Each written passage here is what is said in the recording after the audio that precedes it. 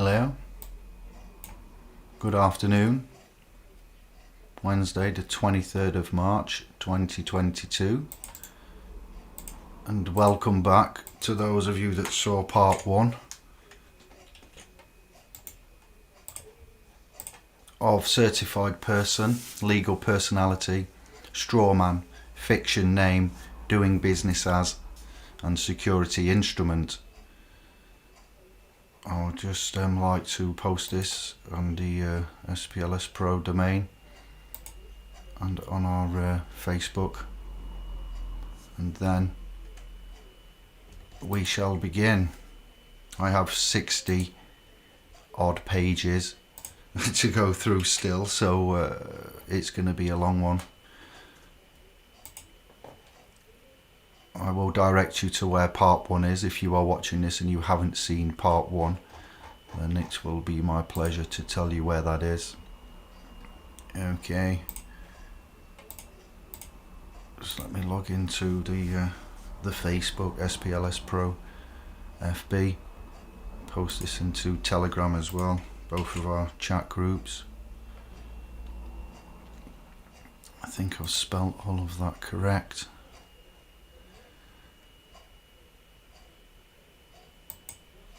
Yes, yes, yes. Bravo. Public chirp. Private chirp.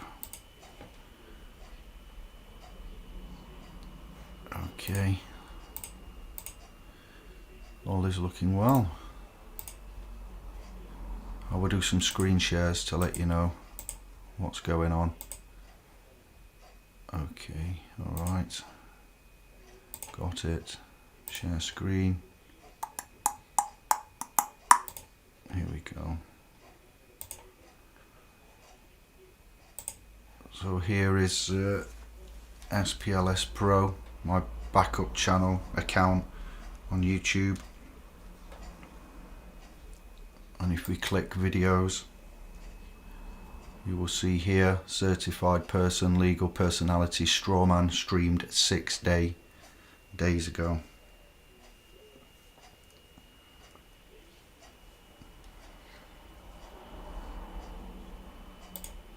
Just like that. Alright, that's where you'll find it. Just like to check the audio. Bella Bella. I'll show you, if you haven't seen and you're not aware of my other channel, the main channel, Indi Glow.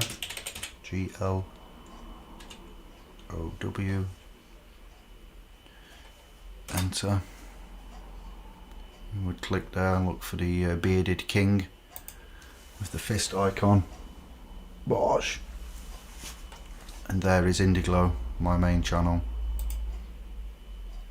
of some years now, so you will choose whichever you want. There is quite a lot of playlists there.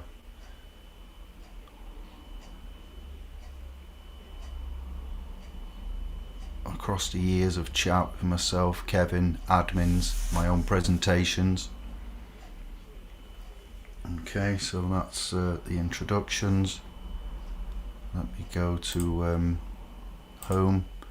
This is where you can find me in the private, splspro.com, as is in the back there.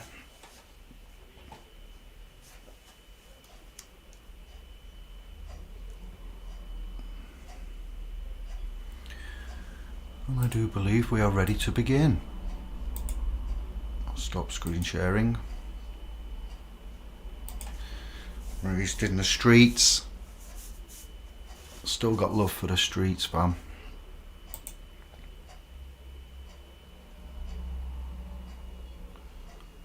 Right, so without further ado,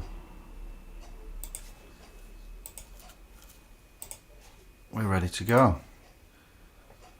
So after you've watched part 1, 2 hours and something, you would need to come back and pick up where I am now, which is page 41 of 90. And in that 2.5 hours thereabouts of part 1, I've extensively, intricately, concisely explained the video title today, of which you are present with me on now. Certified person, legal personality, strawman, fiction, name, doing business as, and security instrument. Or more or less, I'm now around about halfway through, so I shall take a quick wet of the whistle. Apple juice, not D.B.A. And we continue on. Welcome and thank you. Much love. Are you ready for a big one? If not, pause it and come back when your saturation point is a little bit larger. You references a person that's owned by Crown, UK and US and other governments. There no longer exists any form of representative government under the framework that is the United Nations Charter. The UN platform is offered as a contract and is then enforced via the Bilderberg Steering Committee's influence upon all signatory governments.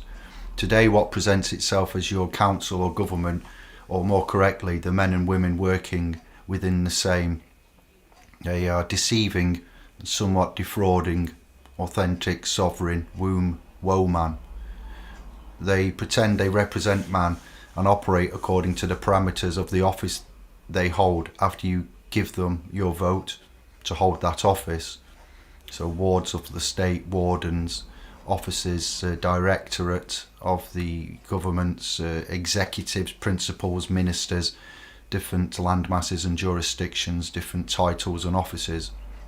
What we know as and call government today is in fact an incorporated entity.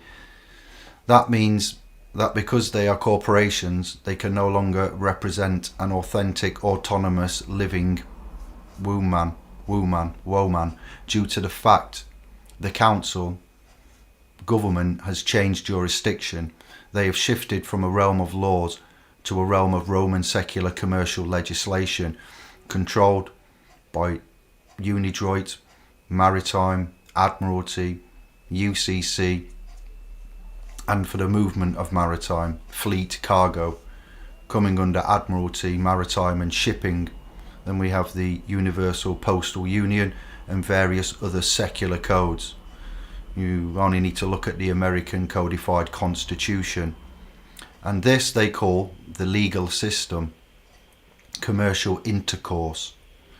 However, they enthusiastically keep up an act in which they work very hard to convince man that they represent you while knowing the contrary to be fact. And again, you will find in part 1 detailed analysis, explanation and citations of the subject matter at hand, of which I'm referring to now. That can make them devils and liars from the minute they join the council, government, deceiving. The devil is in the details, the language that they speak, the positions, and we the people. We are not people or persons.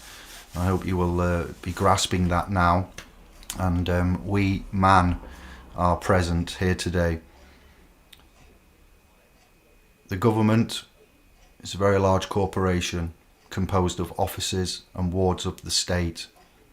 Wardens are mainly, but not exclusively, found in prisons, prison wardens. You also need to look at Admiralty and Maritime and the captain, the skipper, attention on deck, all rise. Does that sound familiar anywhere? You might have heard all rise. Captain has an office, and officers are of the office, off ice. We look at the pirates, the boats, old pirates, yes, they rob I. We look at the pirate flag, the skull and bones. We reference the young girl who was a student that proved that all the gross majority of all the American presidents can be found to be related. We are aware of the disclosure of the Skull and Bones fraternity. I believe it's 322. So The position is in controversy, and any and all organisations of men or women that cover up this fact are also in controversy, including the judiciary, courts, judgment ships. The judiciary are complicit in the deception and non-disclosure. If one asks for full disclosure in a court or judiciary, as it relates to the use of dog Latin, today called English, American Sign Language, they run out of court or the battlefield. Sometimes, often, yes they do. We reference the Oxford and Chicago Manual of Styles. Styles manuals.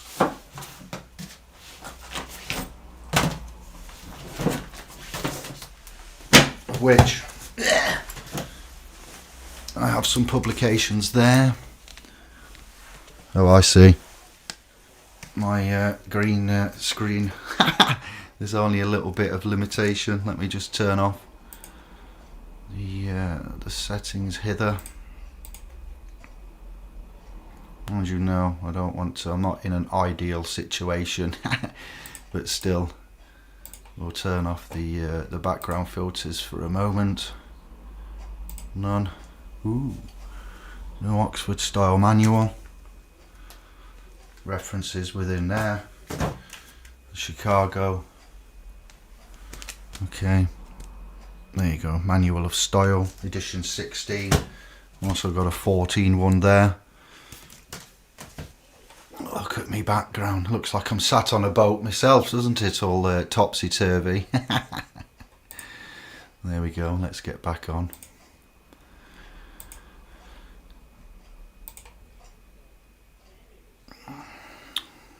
Why do they run out of court and leave the battlefield? Well, they may do that because of the fact, in the paperwork they are using various languages amongst legalese, styles and so forth. Therefore, they run out of court for one of two reasons: concealment of the facts and or the right to silence. They are very, very weak and somewhat evil, the members of the Law Society,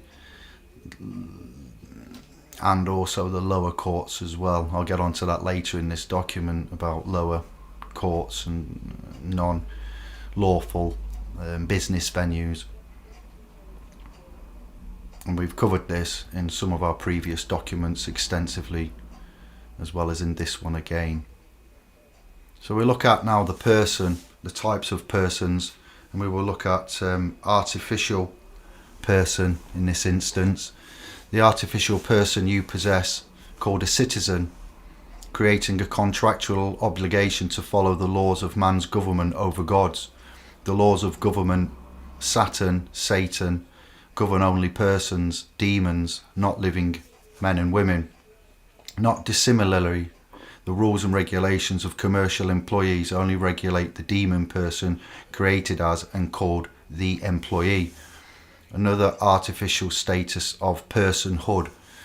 No man is bound by the rules of any corporation unless they are employed by that corporation, including all of the municipalities and offices of government, the corporation nation, body corporate. If you are employed, you are possessing an additional legal fictional status added to a person called an employee. So legislation is only applicable, and acts and legislation are only applicable to employees of the government. Possession. The having, holding or detention of property in one's power or command, actual seizing or occupancy, either rightful or wrongful. One man may have the possession of a thing and another may have the right of possession or property.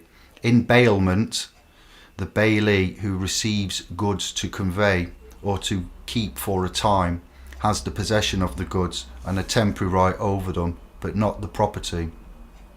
And possession can be looked at in spiritual realms as well. I'm sure you've all seen Hollywood blockbusters where there are demons possessing souls. Property in possession includes both the right and the occupation. Anything valuable possessed or enjoyed, Christian peace of mind is the best possession of life. The state of being under the power of demons or invisible beings, madness, lunacy, as demonical possession, to take possession, to enter on, or to bring within one's power or occupancy, to give possession, to put in another's power or occupancy. Webster's 1828 reference. You may have seen films which involve seances, where spirits are summoned, and the courts use language there with regards to summons. Additionally, employment can be looked at as a ploy of Troy. The act of employing or using. Occupation, business, that which engages, military, engage. The head or hands as agricultural employments, mechanical employments, men whose employment is to make sport and amusement for others are always despised. Office, public business or trust, agency or service for another or for the public. The Secretary of the Treasury has a laborious and responsible employment. He is in the employment of government. Again from Webster's 1828. To be employed is to be in service as a debtor and taxpayer to government. It is to be employed through mammon, using the invisible being described above as demon that the man possesses in person, in name, and is employed, used under the power of that demonic possession. The person employed is a material possession of, say, government in this instance.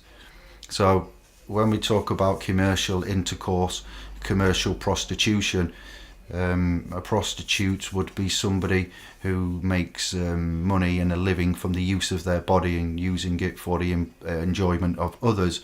When you get out of bed, forcing yourself to get up and eat and travel distances to go somewhere, to use your body to make money, credits, income, cash flow for yourself and your family, through the use of your body, for the benefit of others, which own companies, which then after you've used your body and sweat equity and so forth, then at the end of the month you would get, or the end of the week, you will get payment for that, or credits transferred to a nominated bank account in this day and age.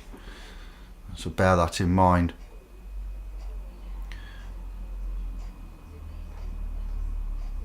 To occupy, employ, Latin, to occupy the time, attention and labour of, to keep busy or at work, to use. A portion of time should be daily employed in reading the scriptures, meditation and prayer. A great portion of life is employed to little profit or to very bad purposes. To use as an instrument or means. We employ pens in writing and arithmetic in keeping accounts. We employ medicines in curing diseases. So you see how laterally the word employ can be used and its different implied meanings and definitions here. To use as materials in forming anything. We employ timber, stones or bricks in building. We employ wool, linen and cotton in making cloth. To engage in one's service, to use as an agent or substitute in transacting business. To occupy, to use, to apply or to devote to an object, to pass in business, as to employ time, to employ an hour, a day or a week, to employ one's life, to employ oneself is to apply or devote one's time and attention to busy oneself. That which engages the mind or occupies the time and labour of a person, business, object of study or industry, employment. Occupation as art, mystery, trade, profession. Public office, agency, service for another. Again, Webster's 1828. Engage, to make liable for a debt to a creditor, to bind oneself as surety. To pawn, to stake as a pledge. To enlist, to bring into a party as, to engage men for service, to engage friends, to aid in a cause, to unite and bind by contract or promise. Nations engage themselves to each other by treaty. to occupy, to employ.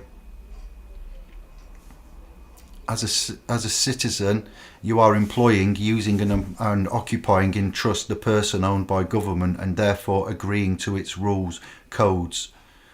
Unwarranted home invasions of the current occupier springs to mind. Attachment of earnings.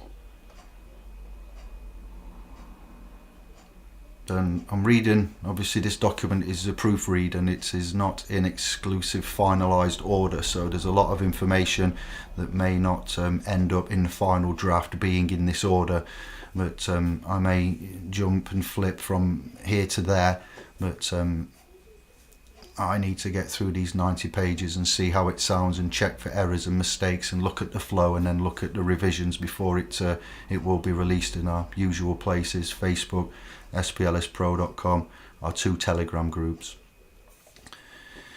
We are aware of the instruments of personage, aka legal personality for UK and English agreements, within churches and courts and the state. Man has a certified legal person and a natural legal person, not so natural as one might think, because natural person, like sovereign citizen, is a little bit of an oxymoron. Then we have positions and titles such as settlor, natural man, with his or her 2 legal persons. We look at Human Rights International codes, UNIDROIT, LIBA codes, plus relevant international political and religious accords, covenant and treaties, included with the text from the heliocentric bibliothèque included. And one is learning, you are learning, initiates are learning and selecting how to perform. One must not be told how to perform. One is assumed and presumed to be a name with a date of birth, a national insurance number, and a legal person, a Mr., a Ms., a Mrs., and with that public title, a member of the general public. Performance is required, though, to settle controversy. Performances are played by actors with titles, and remember, the whole world is a stage. Armies are judged upon their performance, and reality is but an illusion within this divine comedy of life. So we, you, the initiates of our public and private trusts, are learning to move consciously from public legal trustee and adjust the following to move back to the tree of life, as a branch. That's why I spell you as in Y-E-W, as in the tree of life. There is E-W-E for lambs, there is Y-E-W for tree, there is Y-O-U, and then there is the letter U. So we're moving back to the tree of life as a branch, and ending all civil activities safely under the naked original trust with the Creator. Reference Genesis, Adam and Eve, and the tree of good and evil knowledge there. So man moves, so we're going to status is now private. You see, the standing is man basically, and you can be settlor, grantor, creditor, agent, principal, agent in office. When I say agent, occupier. You can be many types of positions depending on what would suit you, what you deem best for you at the time, and depending on what jurisdiction you are in and what you're doing and whom you're speaking to. And your capacity is going from legal to law, LORE, universal cosmic law, first and foremost, LAW law, land, air, water, jaw process. Man is unable to be legally charged, so to speak. Man does not have the legal capacity to be charged, only persons do. So let us look at the travelling communities that do not register their young stars, offspring and children. How do the agents of the Crown, police, policy enforcers deal with these travelling communities? They are often unable to recognise and deal with these communities. Why? So we look at, and we're talking about the implementation of the instrumentation, your person, in whatever form you choose to present your person. This is key to elevate also into equity and private remedy as a Christian conscientious objector, unable under their faith to claim the Father's name in vain and to volunteer to be a person. The persons are governed under Westminster statutory codes that are mandated by default upon the persons, sinners, debtors and trustees. The grantors of dominion God is no respecter of persons. And God can be referred to as man, as I've pointed out in my works and publications with regard to the teachings of the mystic character there, Jesus, Christ Jesus. Have I not said, ye are all kings? So if man can be comparable to God, made in God's image, and we will say for this purpose that God equals man, ergo man is no respecter of persons. And you just need to check some of our recent publications, documents, or go to look at Psalms in a Bible, I believe 82, and you will find references to that there. So we look at the trust technologies and trust themselves, legal within United Kingdom, and lawful within England and Wales. We look at the types of relationships that are often found to be misconstrued within public, state, statutory, unconscionable actions, statutory, implied, constructed, resulting, indentured, etc., unconscionably done. And we see legal within the United Kingdom and lawful within England and Wales. We see the various trustee acts, and we've looked at legal persons and legislative directions thereof. We look at the church and the ecclesia and bulla papils of the papal crown, Catholic Roman doctrine, canons, universal codes, admiralty maritime, Liber Code and Unidroit. We look at LORE, law as in folklore, law, universal cosmic law. We look at land, air and water, LAW, law. We look at the original scriptures pre-Jesus, pre-zero in antiquities. We look at the Aramaic and Hebraic text. So we look at the Torah. We look at the pre-Christian gnosis from antiquities. We look at the Greek Bible, the New World Testament, KJV, etc. Naked trust in Genesis, tree of life and knowledge, bite the big apple, no way. So when one expresses a trust, it is more dependent on one's proclaimed status, standing and capacity at the given time. And remember, equity acts in personam, meaning there needs to be a person present for equity to be valid and applied and act. So for a private expressed trust to be valid, we reference the three certainties that must be met, and the case in point reference for that would be knight versus knight. Remember, the original naked trust man was placed into first, written in the Gospels, the Gospels. One who seeks equity must do equity. Equity will not aid a volunteer. Do not volunteer any information or forms to the beast, the god of all things, the goat, the moon eye, the the monarchy, with these transgressions that you may need to consider before you actually embark on that.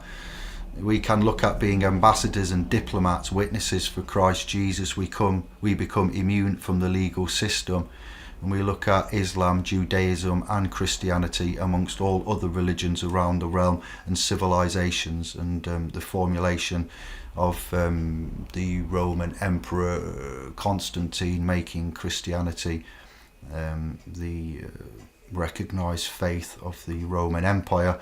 And we are aware of the pagan rituals that they employed previous to that. Like other religions and faith that are unable, as an ambassador and diplomat, witnesses for Christ Jesus, we become immune from the legal system. Like other religions and faith that are unable to be recognised into legal, financial and UK courts. I, David, art of this realm, plain world, but I play no part in it. How can one be a name? We are a party, a tripart, I and I, EYE and AYE, a consciousness, a soul, spirit, I'm endowed with the spirit of the Creator, and I have a ghost that I give up when we give up when we pass. You've got the Holy Spirit, Father, the Son and the Holy Spirit, and the Trinity there as well, written in the book. So we lay down the beliefs and enter into facts. To believe something without any knowledge is silly. It's often a cult style mentality, and we say ciao to prima facie. So I want you to take note of this, that the UK of GB is a corporation and it is not a country. It is a corporation masquerading as a country. Remember, your person, the Mr, Miss, Mrs, all caps, is your company. You're doing business as them. You are not them. Unless you deem it a benefit to go by a name and to claim that title with the associated public liabilities with that name and title. That's why the legal crown agents and officers and courts address us, for instance, as sir or madam. It's an entitlement, and I for one never choose to accept the title of a sir. So riddle me this: what does a sir entail? Why sir? Can anyone explain why the legal profession tried to trick us into accepting these titles? I remark, we are not the defendant, David and D.B.A. Jeremita. I am not a name. I am called David, son of Jeremita. How can I be a name? There is simply no need to go and register the legal name as an all caps business. Those that create the name own it. We have a company, we have a business, and I'm doing business as Mr. with my legal name, Mr. David Jeremita. The Crown copyright name is not ours to use in that respect. So I refer you now back to my first comment. Now, with that said, in my first statement, let us continue. You need to be careful of the company that you keep. And company is also a military term.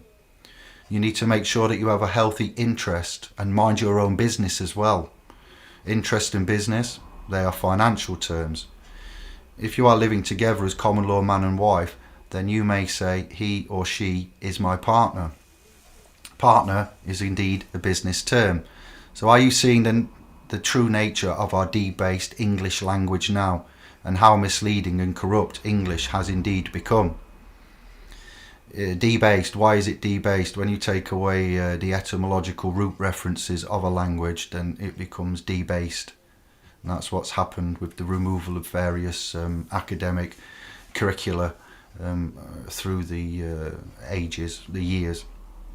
Hence why it is of the utmost importance to choose each and every word carefully and to specify for the purposes of clarity and the avoidance of doubt the language one is commanding. Commanding officer, more military terminology. So Oxford English Dictionary. It's not, look at a laptop, a computer, when you open it, it will go into default New Times Roman text. Okay, and we need to be careful of the implied meanings and language and the definitions one is using. It all stems from the Phoenicians, the phonetic text, the scripts and the Hebraic texts of Judea. The definitions equals the deaf Phoenicians. Hence why a judge, the robe, the banker may raise their voice and shout at you. They are under the impression that one cannot hear them. The defendant is the deaf end ant. Defendant. My defendants of this lan-gu age, monster of all ages. It is written that in the end times man will be confused, and the days will grow shorter, and darkness shall befall mankind and the realm. In biblical prophecies, all right, of the church. Now, where have I heard this before? Some of you may have also heard this, and it may remind you of, Egyptian demon, also known as Apep, Apophis, an evil snake demon who tries to eat the sun. It does take some swallowing. He is the great serpent monster who attempts to swallow light for a light snack, thriving on chaos and confusion. He lives in the darkness of the underworld and lies in wait for Ra, the sun god, to appear. Gulp. Are we still at war? Now we go to the Trade and Commerce of the United Kingdom Corporation, and we look at December the 22nd, October. Hang on, we look at his reference, HC Deb, 22nd of October 1940. Mr. Craven Ellis asked the President of the Board of Trade whether the formation by the Government of the United Kingdom Corporation is only a wartime measure, and will he give assurance that the corporation will be wound up immediately after hostilities cease, so that the export trade may flow through its normal peacetime channels. Mr. Johnson, The corporation was formed with a view to meeting difficulties in overseas trade, which are due to conditions arising out of the war. It is impossible to foresee the conditions that will obtain when hostilities cease, and therefore I cannot say whether at that day it will be desirable to terminate the activities of the corporation. These activities do not, I think, disturb the normal channels of trade, but I can assure my honourable friend that His Majesty's Government have every desire that trade should be freed from wartime restrictions and be conducted in a normal manner at the earliest possible date. So remember, initiates, the United Kingdom of Great Britain is a corporation and not a country. The Government of the United Kingdom Corporation. Let that sink in. The United Kingdom Government and the United Kingdom is a corporation pretending to be a country. Your person is how you do business within that corporation. Doing business as, the all caps. The formation of the Government of the United Kingdom Corporation was only a wartime measure. It was meant to be temporary and not all-consuming in our everyday lives. That leads me on to, what does all war is based on deception mean? What is war deception? A military's unit to attempt to gain an advantage during warfare by misleading its adversaries into taking actions that would harm them is known as military deception. And that's ever so prevalent again now with Russia and Ukraine. Remember the illegal war that England and America embarked upon when they bombed the bejesus out of the Middle East? Yes, the illegal war that happened in 1990 thereon. Okay, who said war is the art of deception? Sun Tzu said the art of war is deception. And what does Sun Tzu say about war? The victors win first and then go to war, while the defeated warriors go to war first and then seek to win. What did Sun Tzu say about knowing your enemy?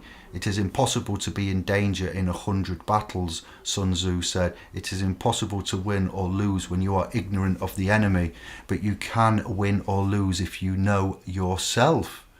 It is certain that you will be in danger in every battle if you are ignorant of your enemy and yourself. I draw you to the beginning of part 1 and know thyself. How is deception used in war? Defence uses deception to conceal the true location of our forces in the battle area and to deceive the enemy about our presence. Our real location is hidden to minimise losses, as we are not located in the same place. In order to gain intelligence and firepower, we cause the enemy to waste them. We can cause the enemy to act in an unwise manner by misleading him. Now we look at psi operations and misleading thought leaders and channels and outlets and videos and the waste of time and energy, such as why I don't immerse myself 24/7 into things like flat earth theory and other such avenues of research, of which I would classify as non-essential and a waste of resources and time and energy. Is war based on deception? Sun Tzu observes all warfare is based on deception. In his iconic Art of War, therefore, when we are able to attack, we appear unable. When we use our forces, we appear inactive. The martial role of deception was best described by Sun Tzu in his statement, all warfare is based on deception. A deceptive act can involve false manoeuvres, feigned attacks, misleading orders of battle, and the creation of false indications of strength or weaknesses in order to influence an enemy's actions.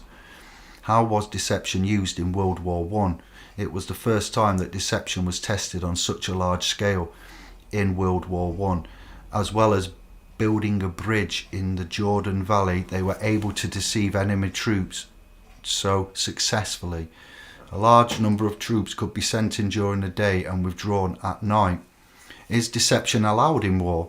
Military deception, if practiced in good faith and in line with the codes, Geneva Code for example, and other such codes, war criminals being labelled today in modern news and so forth, you know, if it is done in a manner that is not illegal, has been almost universally accepted throughout the history of Western warfare, it is not implicit or explicit that no promises are broken.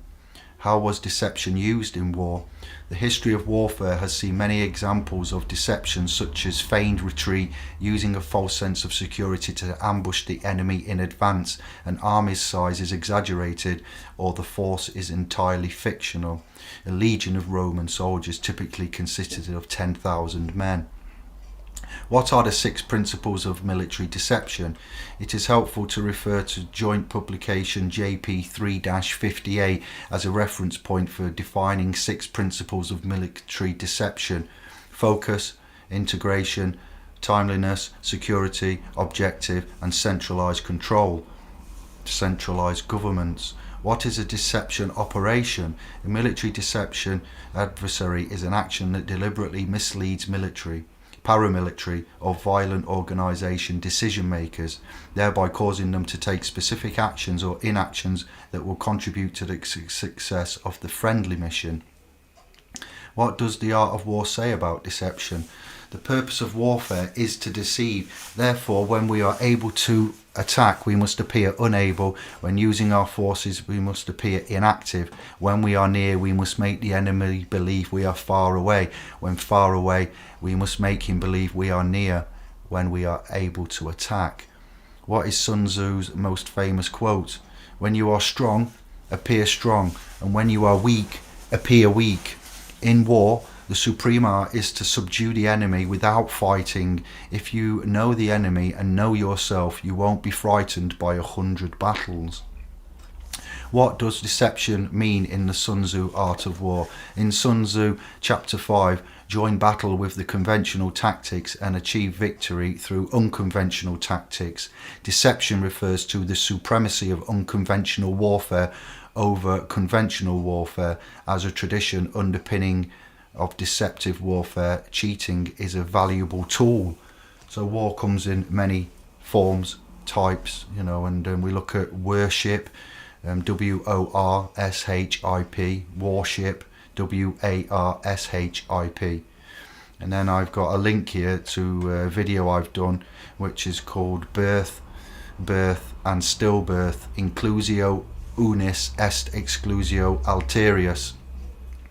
And I've also got another link there to Jordan Maxwell Corporation Soul Islam Incorporated, and I'll expand on that at another time. But birth includes stillbirth. The definition and implied meaning, the interpretation of birth includes stillbirth. So again, on top of everything that I've already outlaid within this document and the 2 video presentations, due to their own rules, the inclusion of one excludes the remainder, and if birth interpreted in the Births, Deaths and Marriages Act, the interpretation of birth includes stillbirth, then it excludes birth. So that certificate again is relating to essentially a death certificate, legal dead entity, a soulless dead entity. And Jordan Maxwell Corporation Soul come from Sister Claire. She was looking at corporation souls, and there's Jordan there going on about Islam being registered on the stock exchange as a corporation. So remember, initiates, that courts of equity are within common law jurisdiction. Fact, if you look at the evidence provided above, you shall find my statement be true. Hence why I do not hold legal equity in the highest regard. Furthermore, many insist on using the common law to defend themselves. Equity lies within the common laws of England and English law. We did not know of this private remedy until recently, and sovereign paralegals at the time announced our knowledge of equity and trust way back in 2016. Spelling mistake there. I hold English law, equity and the common laws of England in contempt, not just because a person has to be present for English equity to act, but for the reason, first and foremost, you do not see the term common law in scriptures. Bondservants of Christ are only to use God's law. Secondly, the common law is commercial law, created by merchants of Venice, Venetians, and influenced by Roman law and used for commercial purposes. The following definitions are taken from a dictionary of law by William C. Anderson of 1893. Custom of merchants. A system of customs originating among merchants and allowed for the benefit of trade as part of the common law. Page 303. Law merchant, law of merchants. The rules applicable to commercial paper were transplanted into the common law from the law merchant. They had their origin in the customs and course of business of merchants and bankers, and are now recognised by the courts because they are demanded by the wants and conveniences of the mercantile world. Pages 670 to 671 Roman law. Then I have a video link in this document that I have done called Lex Mercatoria, Contract Maxims, Common Law, Gangmasters, which is on the main account I use, Indi Glow. The common law of England has been largely influenced by the Roman law in several respects through the development of commercial law. Page 910. All of man's laws except for many maxims of law are commercial in nature. The following are the definitions of maxims, and then the relevant maxims of law will be listed. Maxim, Bouvier Law Dictionary, 1856. An established principle or proposition. A principle of law universally admitted as being just and consonant with reason. Maxims in law are somewhat like axioms in geometry. They are principles and authorities and part of the general customs or common law of the land, and are of the same strength as acts of parliament when the judges have determined what is a maxim, which belongs to the judges and not the jury. Terms delay, docked and stood. There's a reference there that I don't need to read. Maxims of the law are holden for law, and all other cases that may be applied to them shall be taken for granted. The application of the maxim to the case before the court is generally the only difficulty. The true method of making the application is to ascertain how the maxims arose and to consider whether the case to which it is applied is of the same character or whether it is an exception to an apparently general rule. The alterations of any of the maxims of the common law are dangerous. Maxim, William C. Anderson, A Dictionary of Law, 1893, page 666. So called because its value is the highest and its authority the most reliable, and because it is accepted by all persons at the very highest. The principles and axioms of law, which are general propositions flowing from abstracted reason and not accommodated to times or men, are wisely deposited in the breasts of the judges to be applied to such facts as come properly before them. When a principle has been so long practiced and so universally acknowledged as to become a maxim, it is obligatory as part of the law. Maxim of Law, Black's Law Dictionary, 3rd edition, 1933, page 1171. An established principle of proposition, a principle of law universally admitted as being correct statement of the law or as agreeable to reason. Coke defines a maxim to be a conclusion of reason. Coke on Litterton, 11a, he says in another place, a maxim is a proposition to be of all men confessed and granted without proof, argument or discourse. Coke on Littleton, 67a, Maxim, Black's Law Dictionary, 4th edition. Maxims are but attempted general statement of rules of law and are law only to the extent of application in adjudicated cases. Now, these maxims are taken directly from man's law dictionaries and court cases. The following books were referenced for this article. 1. Bouvier's Law Dictionary by John Bouvier, 1856. 2. Legal Maxims by Broom and Bouvier, 1856. 3. A Dictionary of Law by William C. Anderson, 1893. 4. Black's Law Dictionary by Henry Campbell Black, 3rd, 4th, 5th and 6th editions, 1933 to 1990. 5. Maxims of Law by Charles A. Wiseman, 1990.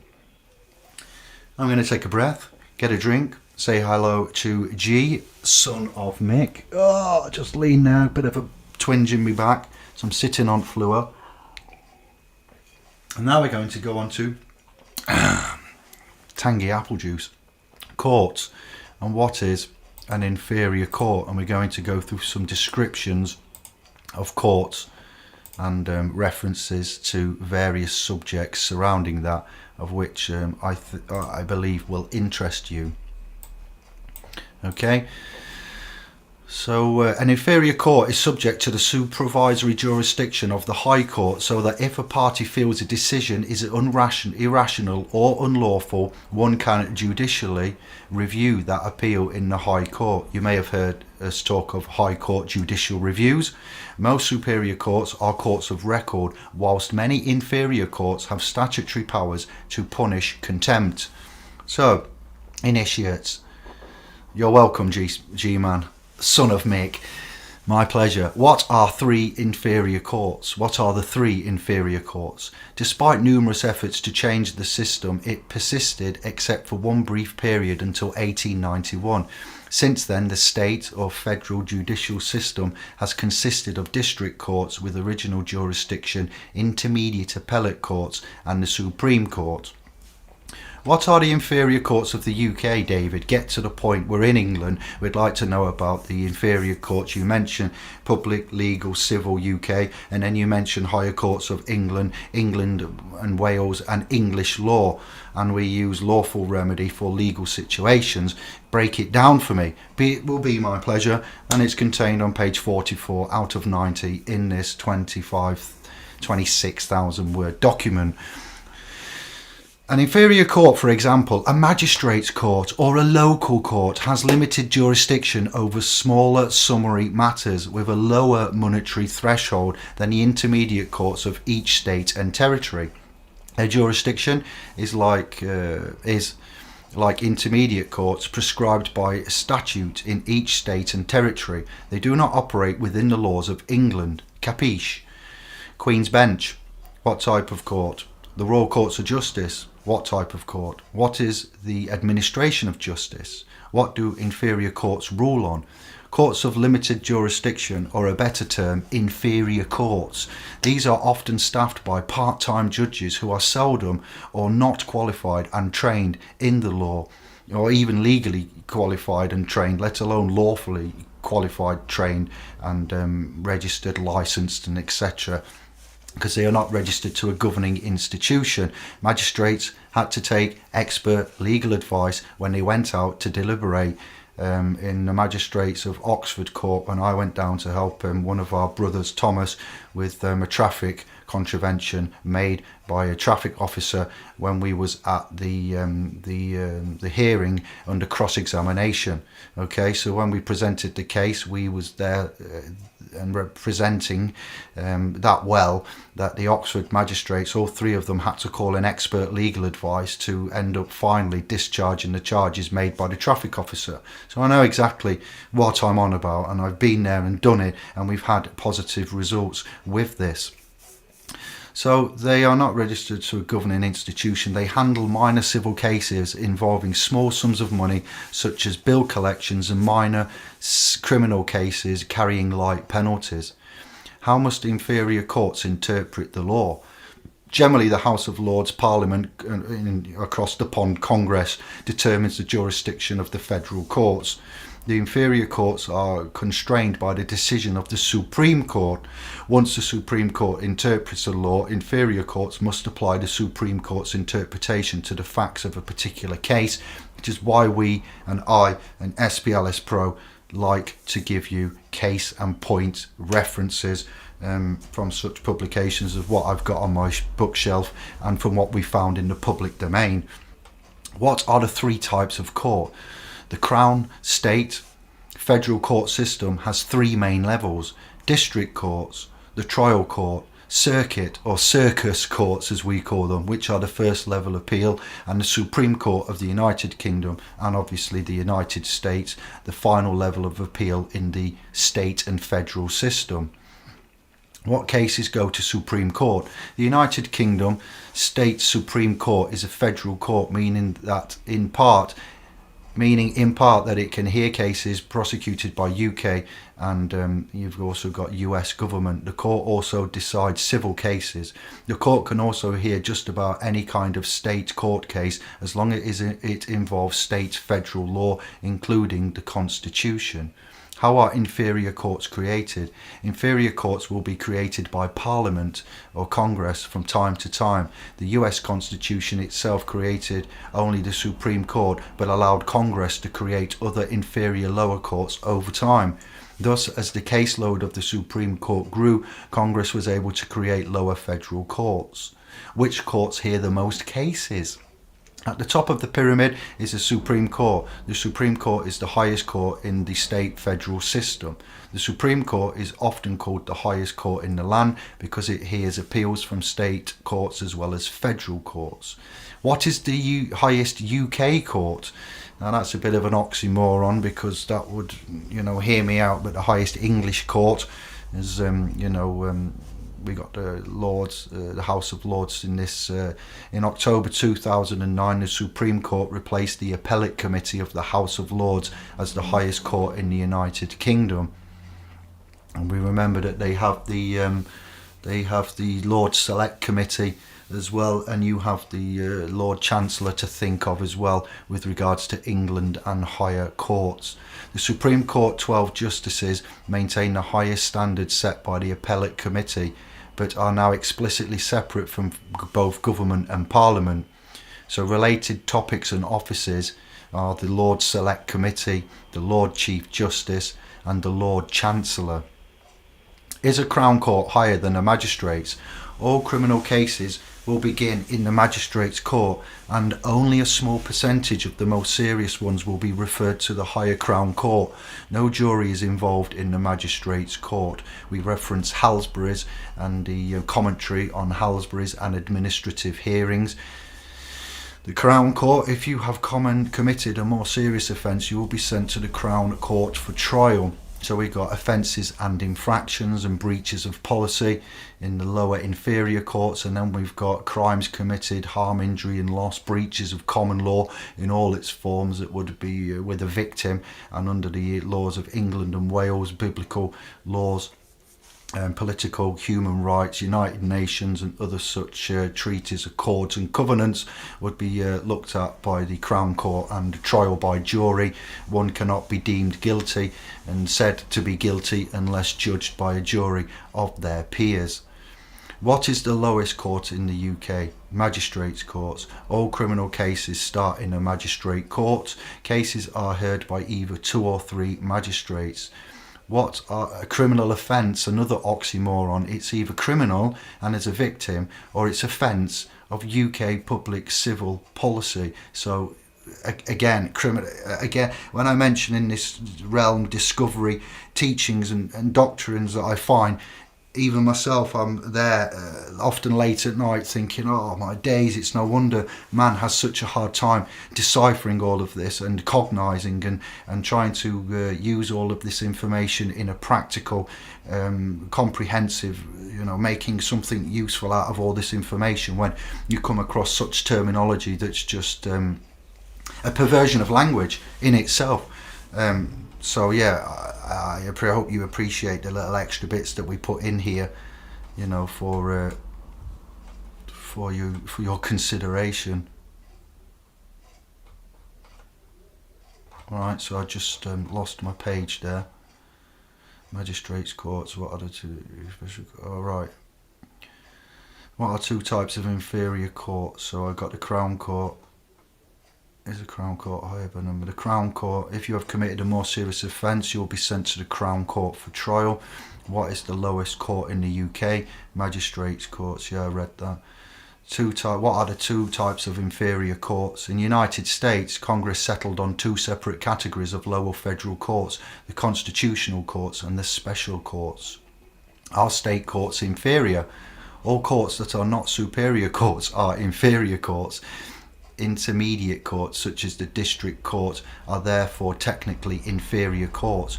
Magistrates make decisions in the lower courts, the state local courts and the federal circuit court.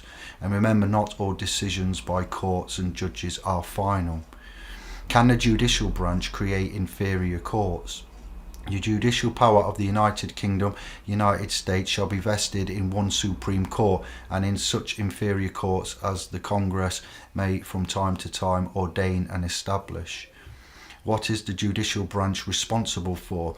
The judicial branch is in charge of deciding the meaning of laws, how to apply them to real situations, and whether a law breaks the rules of the Constitution. And the Constitution is seemingly is the highest law of a nation state. The US Supreme Court, the highest court in the United States, is part of the judicial branch.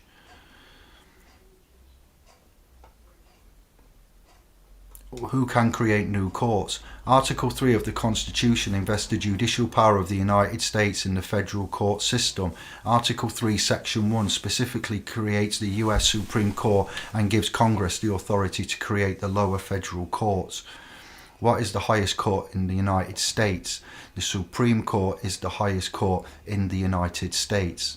Article 3 of the US Constitution created the Supreme Court and authorized Congress to pass laws establishing a system of lower courts. Which types of law is there not an injury? The two types of trials have juries: criminal trials and civil trials. Juvenile and family law trials do not have juries.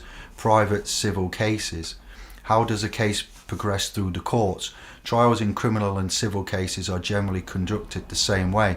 After all the evidence has been presented and the judge has explained the law related to the case to a jury, the jurors decide the facts in the case and render a verdict. If there is no jury, the judge will make a decision on the case.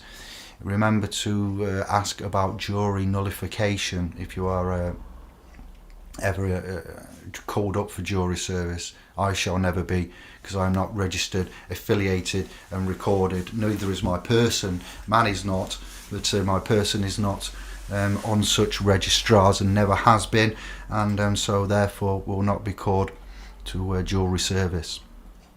Lord Wolfe's Reforms and Civil Procedure Rules 1998, applicable back to England now. Lord Wolfe's reforms were initially intended to help reduce the cost and time courts spent on civil proceedings. He identified in his original report that the three critical issues facing the civil justice system at the time were cost, delays and complexity. To combat the problems that he saw as being prevalent with the system, Lord Wolfe proposed changes to the ways of the standard procedure landscape, such as litigation to be as often as is possible. There should be an increase in the usage of alternative dispute resolution and similar such alternative methods of dispute resolution. The cost of litigation should be more affordable for the general public, which would make it so that those of lower financial ability would be able to pursue a lawsuit on an equal or similar level to those with higher means. I draw you back to video 1 and my detailed analysis and presentment of in one's proper person, pro se, for the skin, pro for say, of, and you've got pro se cutor, okay, and cuticle, cuter, skin, in one's own skin, in one's own proper person. Litigant in person. Litigation as a process would become less complex.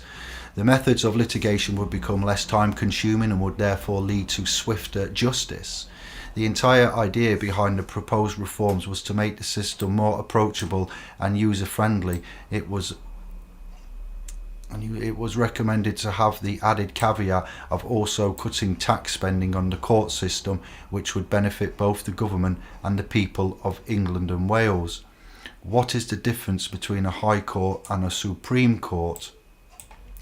The difference between Supreme Court and High Court. Supreme Court and the High Court are the judicial bodies set up by the Constitution. Supreme Court stands at the topmost rank and is the final court of appeal. Let me find something else to change it to. High Court is the primary judicial body at the state or union territory level. What are the 4 types of cases the Supreme Court hears? More specifically, federal courts hear criminal, civil and bankruptcy cases, and once a case is decided, it can often be appealed. Why were the inferior courts created? They were created to relieve some of the cases on the Supreme Court's overflowing docket, boat, dock, docket, and take them on. Exclusive jurisdiction is when cases can only be heard in federal courts, and concurrent jurisdiction is when cases can be heard in both federal and state courts. Which of the following is formally known as inferior courts? The judicial power is invested in the Supreme Court as well as in the lower courts as may be established by law. I've made a massive mistake there. I put he. The inferior courts include the Court of Appeals, the Court of Tax Appeals, the regional trial courts, the metropolitan trial courts, and the Office of the Ombudsman.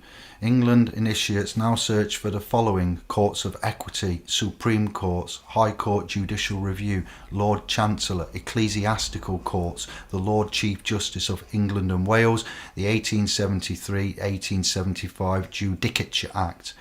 In England, the Act of Parliament that created the Supreme Court of Judicature and also inter alia enhanced the role of the House of Lords to act as a court of appeal. Essentially, the Act was a first modern attempt to reduce the clutter and the consequent inefficiency of courts that had specific powers of jurisdiction throughout England and Wales. The Judicature Acts of 1873 and 1875, UK Parliament, the Judicature Acts of those years, the higher court system which had existed since the Middle Ages was completely reorganised by the Judicature Acts passed by Parliament in 73-75. Industrial interests. As requested many times, information regarding the structure and inherent authority, jurisdiction of US, American, Canadian, UK, England judicial system has been provided to you. He who comes into equity must come with clean hands, explained by I. David and splspro.com. Common law is ruled and governed by equity. Equity is the soul and spirit of law. I have a quote here for you to back up what I am saying. I've given you my notice of intent that common law is ruled and governed by equity, and that equity is the soul and spirit of the law. And so now I, David, give you my SOI, my statement of interest, to back up and clarify my claim that equity is higher than common law. Here is one proof of the following. The following quote is from the American Institute of American Law, 1882, by John Bouvier. Soul and spirit of the law. Equity. Law is nothing without equity, and equity is everything even without law. Those who perceive what is just and what is unjust only through the eyes of the law never see it as well as those who behold it with the eyes of equity. Law may be looked upon in some manner as an assistance for those who have a weak perception of right and wrong, in the same way that optical glasses are useful for those who are short-sighted or those whose visual organs are deficient. What? Equity, in its true and genuine meaning, is the soul and the spirit of the law. Positive law is construed and rational law is made by it.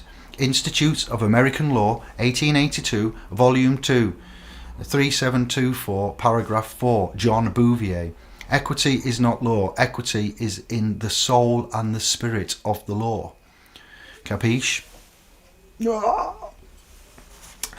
The rights and spirit of equity are identified as and embody the very energy of righteousness.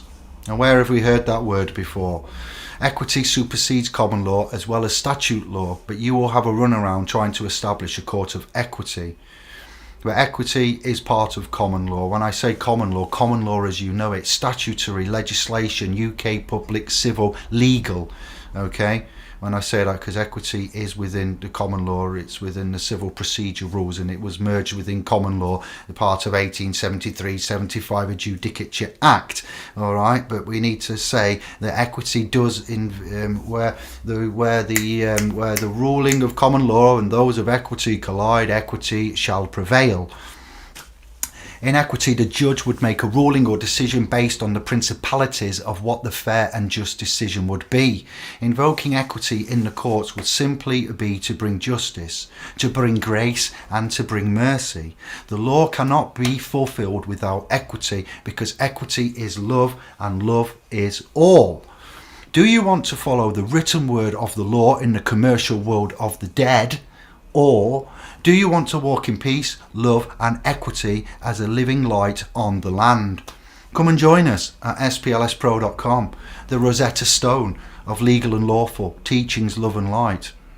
Now, initiates, let us look once again at Christ's teaching, the character, the mystic, Christ Jesus, Jesus Christ. And here is another analogy from the heliocentric bibliothek, King James Version, 1611, authorized version, John chapter 8, verses 7 to 16.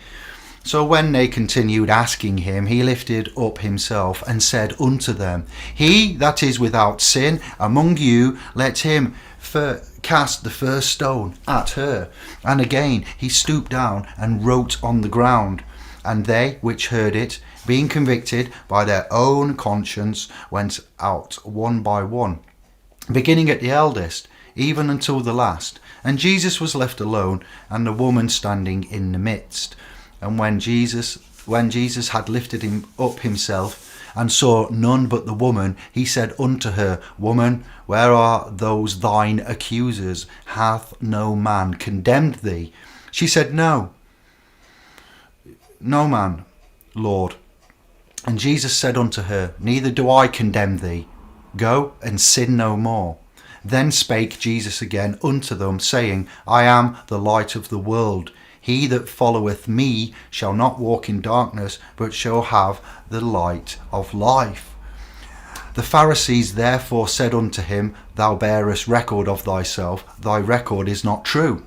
Jesus answered and said unto them, Though I bear record of myself, yet my record is true, for I know whence I came and whither I go, but ye cannot tell whence I come and whither I go. Ye judge after the flesh, I judge no man. And yet if I judge, my judgment is true, for I am not alone, but I and the Father that sent me. I and the Father are one.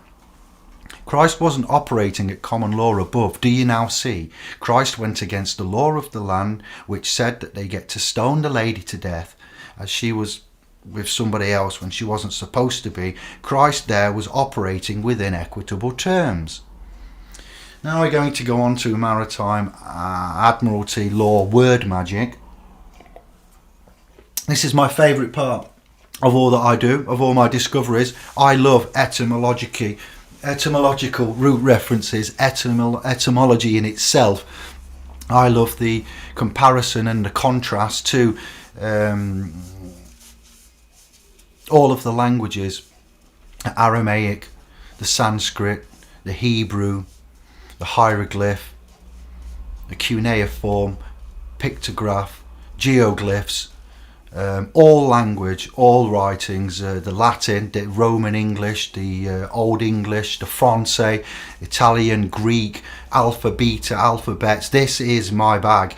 And word magic, spell casting, spellings, understanding, innerstanding, overstanding, magic. So understanding words is what you really need to start doing your homework and understanding words, swords, understanding law and the words of law. There are two things this planet has: water and earth, water and land. Consequently, there are two kinds of law: the law of the land and the law of the water. Word magic is a simple perversion of language. Has it made it possible to convince people around the world that these alternative laws apply to them? One of the predominant beliefs in modern culture is that licenses, permits, registrations and other forms of documentation are required to operate motor vehicles, use public roads, build structures and establishment, and engage in free enterprise and much more. That's a spelling mistake there. Maritime or maritime words are commonly used today in everyday conversation. Maritime words relate to nautical, sea, ocean, shipping and navigation. Roads, they are made out of cement. They are meant to be the sea. The cement, meant to be the sea. Do you get that? Here we go, we're off. Siemens, Siemens. That's a technological company, a company that involves phones, mobile, data, technology in itself, Siemens. And then we've got SEAMEN, seamen, operate these traffic light systems in the UK as we know it today. So roads are made out of seamen because they're meant to be the sea, and Siemens operate the traffic light systems. You couldn't make it up, you couldn't Adam and Eve it, but here we are, and we continue on. Let's look at some examples of maritime lingua at work. You place your home on the market, or the real estate market. You are putting it up for sale, SALE, oblique SAIL, boats have sails. When we are born, we are issued with a birth certificate, or birth certificate. What? BIRTH, oblique BERTH.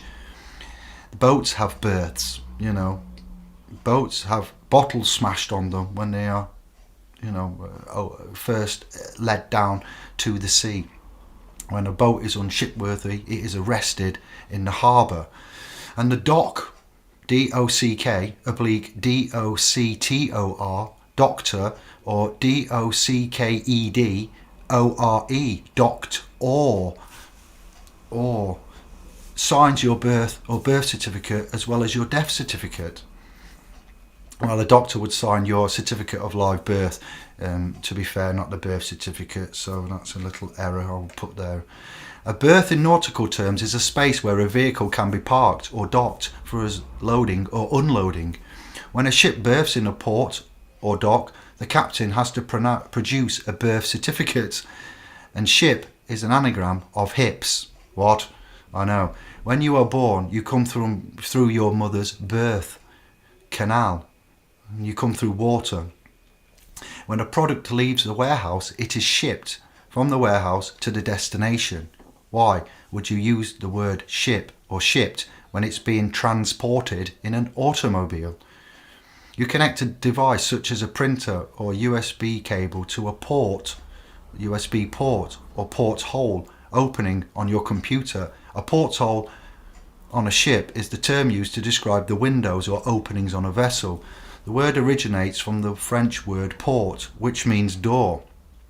There is a kernel processor in a computer, KERNEL, and then you've got COLONEL, kernel of the army.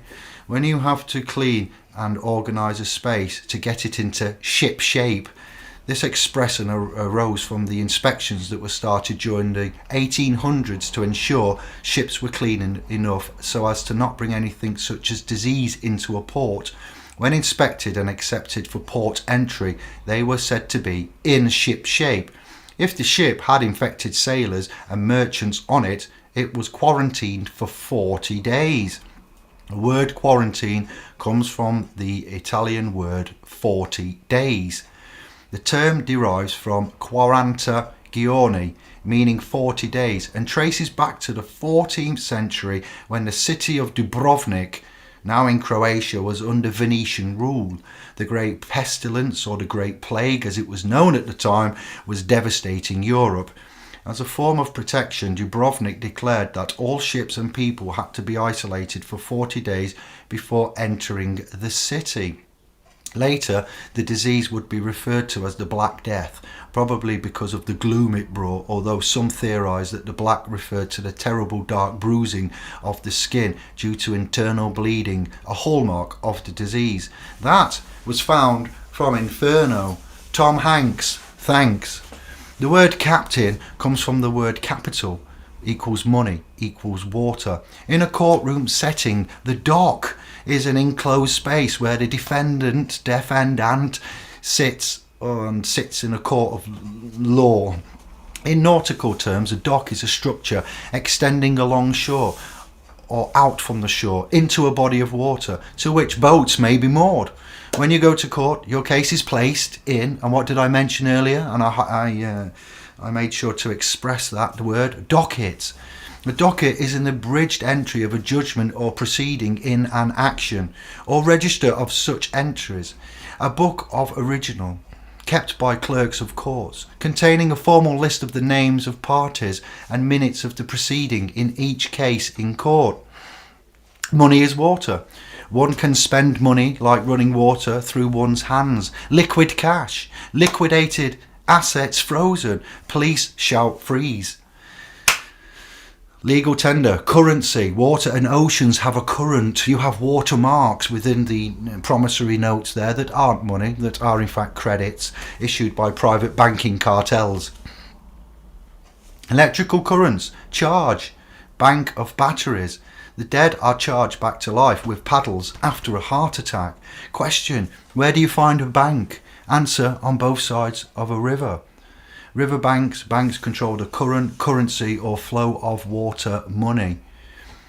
Pao Chang coming through. I still haven't managed to message or get in touch with him.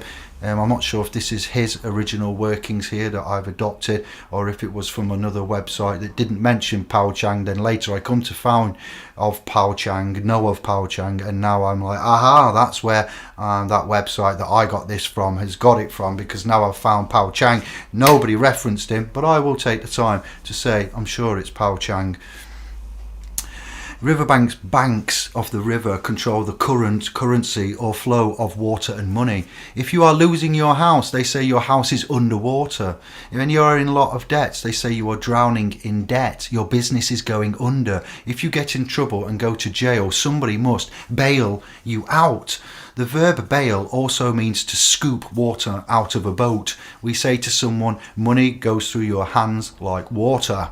I also reference within trust and equity publications and relationships there, bailee and bailor relationships. There are also many terms that have the word ship, a vessel of considerable size for deep water navigation, in it.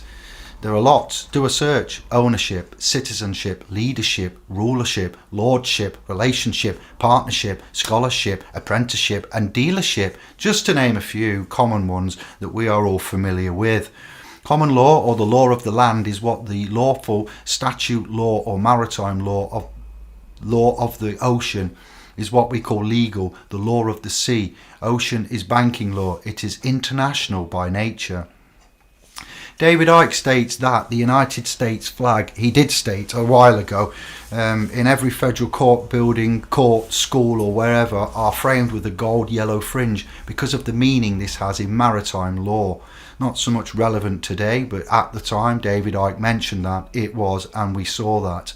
Now we're going into legal versus lawful. David, what's the difference? I'm confused. Legal is the undoing of God's law. You profess to us. You talk about having lawful remedies for legal situations. But pray tell, help me understand what is legal, what is lawful. Can you have like a Harry Hill, who will win, legal and lawful? Yes, we can. And here we go. Legal, lawful. Legitimate are some words that describe things, events and activities that are permitted by law and do not attract punishment under the law. However, the words legal and lawful are not synonymous, as many believe, as there are subtle differences between the two. Knowing these differences can be beneficial for some people in order to stay away from the clutches of the law. The article attempts to throw light on some of these differences. So we're going to start first by going through with legal.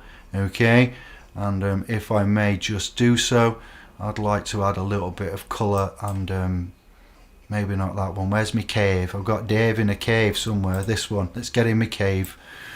Legal. We remain confused because of the technical jargon used by lawyers, attorneys and briefs, and are often misled by the facts pertaining to law. However, the blame can be seen to lie on us as we allow ourselves to be misled. Legal is a word that pertains to the science of law, its administration, its understanding and even its practice. This is why everything associated with this profession is termed as legal, and even the advice given by attorneys to their clients is termed legal advice, legal aid. Do not get infected with legal aids. When we hear the word legal, we visualize the word law, the courts, the lawyers, the judges, and all the paraphernalia that together constitutes the legal system. Is thus clear. that anything that pertains to or is based upon law is referred to as legal. When I say there are paradoxical situations, you've not really helped me understand that, David, because you've just said that. So solicitors, lawyers do legal, so they should be called legalers, not solicitors. All right, you've heard me right, and we're going to continue on now with lawful. When an event, thing, structure, organisation, agreement, etc. are in accordance with the law or are permitted and sanctioned by the law of the land, they are said to be lawful. Anything that conforms to or is recognised by law is automatically lawful. Anything lawful is considered to be not forbidden by law. One can consider anything that is valid as lawful. What is the difference between legal and lawful? Legal pertains to everything concerned with law, while lawful relates with substance of law. Legal is more concerned with the form of law. If something is lawful, it is not forbidden by law. Lawful places thrust on ethical content in law and focuses on the spirit of law, whereas legal attaches more importance to the form of law. This question indeed does get asked a lot. A High Court judge will rule that the act is unlawful. They will seldom remark that it was illegal. Okay, so I've tried my damnedest to get this document and this presentation and these videos into such a flow that one thing leads on to another, and over this journey of this presentation and reading through this document and highlighting it and making notes and going off and researching and coming back, it should all start dropping into place. Now I say about persons and man, and I say that your person is a public, legal.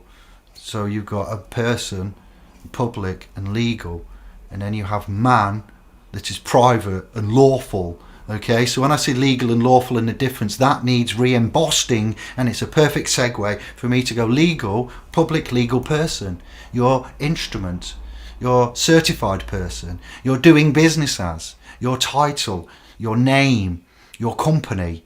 Yes, be mindful of your company that you keep and mind your own business and make sure you have a healthy interest. What I said before. So a public legal person, legal, United Kingdom, civil, policy as well. And then man, private, lawful, man. Man doesn't have the capacity to be legally charged. That's why equity acts on a person. But then God is no respecter of persons. So we've got another paradoxical situation on top of a paradoxical situation, in stark contrast to the aforementioned. Okay, I get that, which is why we're here and why many have so much of a brain scramble when trying to decipher this ungodly realm. Most deeds that I, David, execute are all illegal. As legal is for my person and within the United Kingdom's jurisdiction. So I, in fact, am an outlaw. Yes, in that by the above, legal lawful comparisons, I am not. Even though I look at Abrahamic law, I look at cosmic universal law, I look at executing my deeds in accordance with conscionable actions, to harm no other, to do wrong to no other, to defraud no other, to be honourable, to be kind, to, all of these common law duties and obligations that we expect from one another by default. But I also operate very, very much lawfully, and I draw your attention to such publications over there that you cannot see because of my background, but knowledge of the higher worlds, attainment of the higher worlds, Rudolf Steiner, Alan Watt, Blavatsky, Ralph Waldo Emerson, Neville Goddard, such others of which I can't mention all of, but the Bible itself, the Old Testament, the Aramaic, Hebraic text, the Dead Sea Scrolls, the teachings of, when I say lawful, you could argue that the teachings of Gabriel were found. Have any of you known of the Gabriel inscription or the Gabriel stone? No? Possibly not, most likely no. Well, when I mentioned the pre-Christian cross and Christianity before Christianity, there is in the black market a tablet that has been sold and kept away from the Smithsonians and the ones that covet and delete and edit and the institutions and establishments that keep us in the dark. They have found a stone which mentions Simon, I believe, and the crucifixion of him and coming back to life after 3 days, written by Gabriel in the Aramaic or even Hebrew text around Judea or Nazareth, or I forget now because this is off topic, but when I speak of law and certain things and how we've been tricked, and Romans and new Roman texts and Greeks, Egyptians to modern day, and how this has gone and been twisted to suit such people, then we need to be careful of these laws and teachings, because they are to suit the winners of the war, of the battles gone by. So I am very much universally, cosmically lawful. My person is legal, and public offences, infractions of rules and policy are not crimes, they are offences, exactly what they are. Legal can be seen as the undoing of the Creator's God's law. Law resides within England. Private crimes have a victim. Crimes have a victim and often happen in the private, yes. So man is private, persons are public. Law versus policy. We choose our representative based upon their ideologies and their thinking upon various social issues that matter to us. It is these legislators that decide on principles that are rules guiding the working of a government. An elected government has many matters to look after in the spheres of health, education, environment, economy, etc. And it is the guiding principles of, or the policies of the government that finally decide the shape of laws made in all walks of life. I use the word laws loosely: legal constraints, policy, statute, act, etc. Though laws are outcomes of policies of a government, they are different from policies, as will hopefully become clear from this document. Then we look at the word policy. We got the word pol, we've got pol ice, we've got off ice, we've got police with a Y, policy, policy. All right, then we look at pole of a battery, we look at assault and battery, we look at battery charge, we look at police cells, we look at cell telephones, we look at telephones that poll and triangulate, polling and voting, the electorate, the electricity. All right, we'll look at polling stations, polarity, poll charge, police, pol IC, off ice. I could go on, Jack, plug, terminal, airport terminal, terminated. These terms are not coincidental. Pine, spine, watch your back, jack, lumberjack, back, spine has lumbers, jack me up, jumping jack, flash. Gotta make it fun. And that's just a little bit, that's just a little sprinkling of word magic for your word porn fans. God, the apple juice is tingly. Sipping on Grandpa's old juice, eh?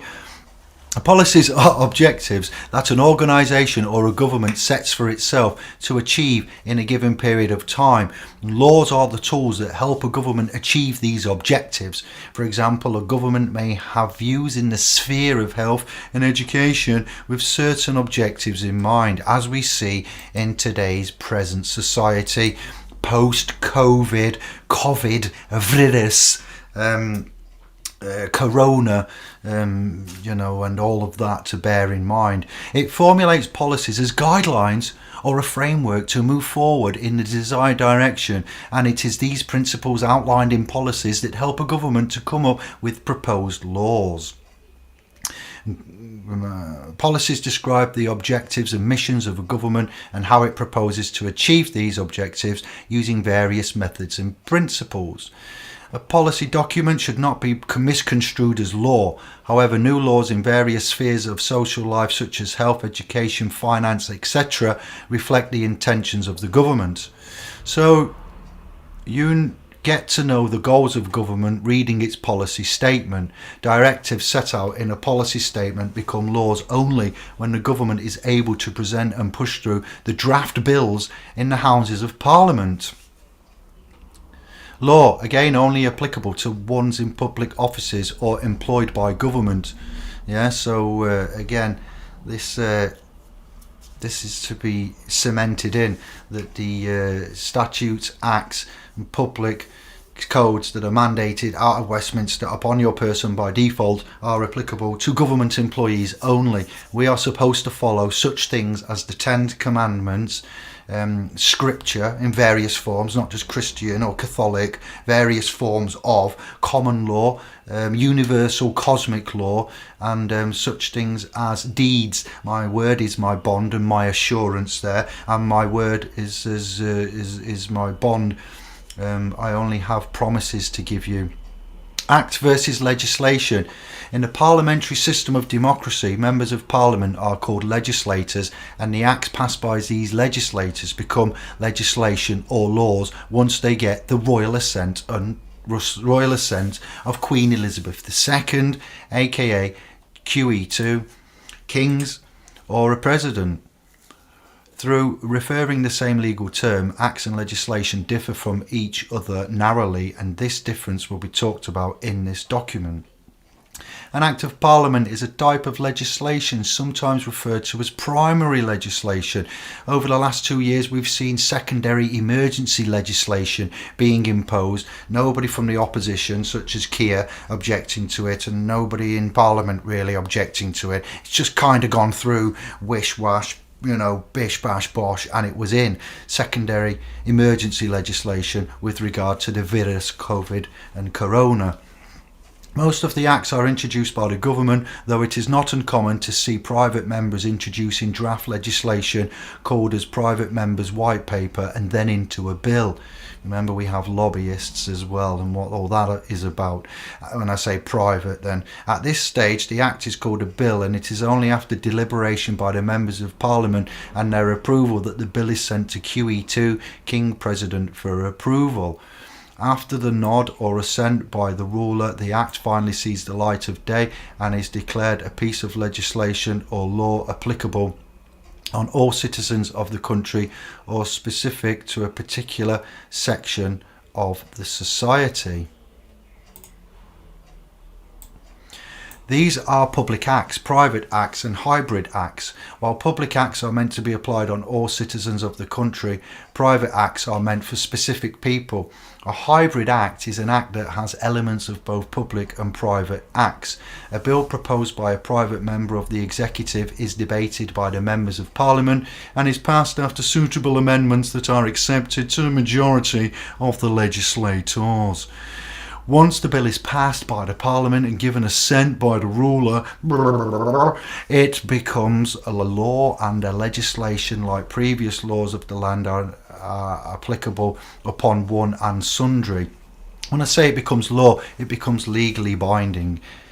I hope that helps. Again, these bills and acts and legislation are only applicable to those in UK public office persons and wards of the state, aka government employees. If you're not working for the government and you're not a person and you're not in the UK and you're a private lawful man, woman, authentic sovereign with your sovereignty intact, and you are in England and Wales and not in the UK, and you're lawful, therefore these cannot apply to you. For your instrument, your certified person, okay, they are for the doing business as, who do not wish to accept the public liabilities that are attached to your public legal person.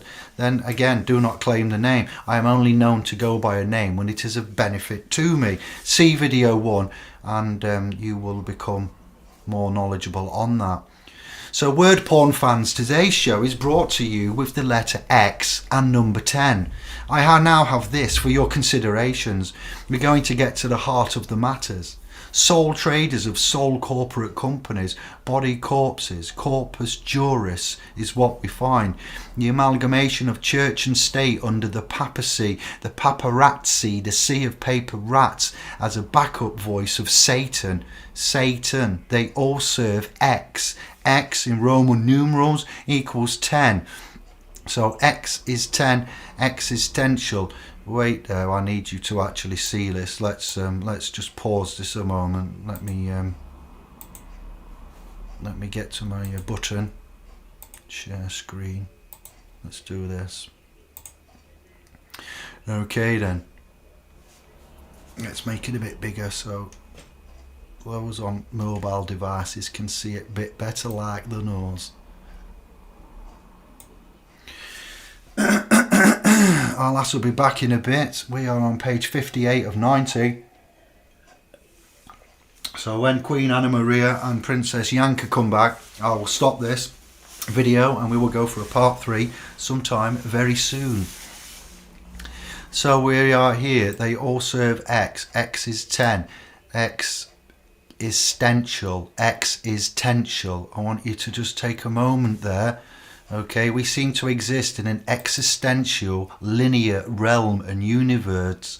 So exist, existence, X is 10, C. So we have the word existence, X is 10, with and then CE, okay, there. And then we break the existence, X is 10, so we have X is 10, C. The C there is that C there. So to X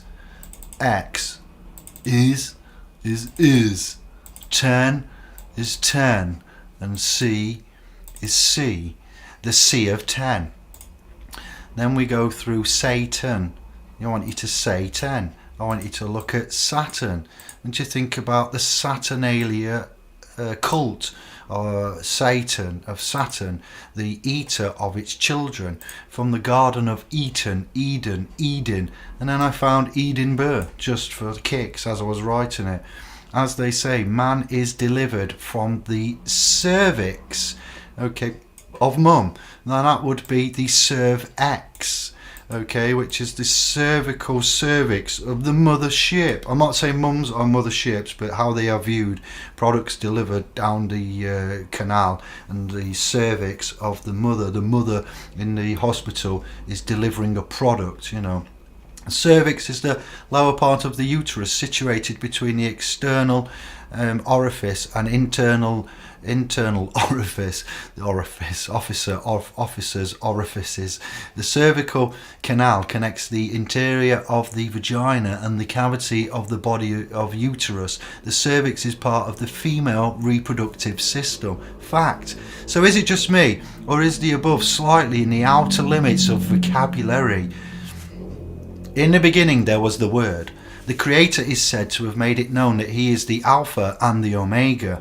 Now, initiates, Alpha is the first letter in the Greek alphabet, alpha, beta, alphabet, and Omega is the last letter of the Greek alphabet.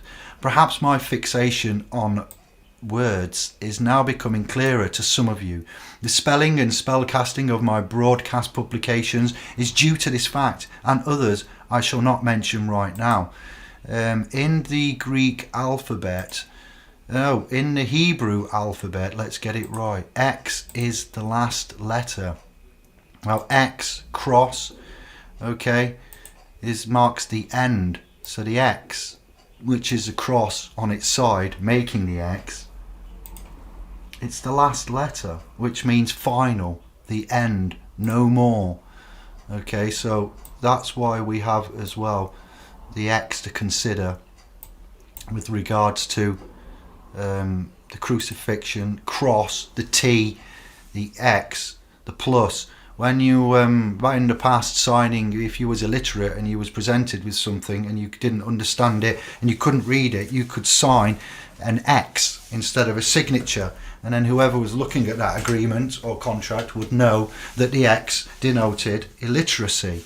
As well, someone who is illiterate would sign X, which means that they can't read the document and they haven't understood anything, so it's non-legally binding. X marks the spot, my pirate hunters. A baby product is delivered by a doctor down a birthing canal in a delivery room or a delivery suite. It's more boat people talk. Only commercial products are delivered. And now we're going into the works of Ralph Waldo Emerson. I think it was some disclosure with Dr. Stephen Greer that I got this from initially. I don't know which documentary, CE5, what's Dr. Stephen Greer done with regards to UFO disclosure product.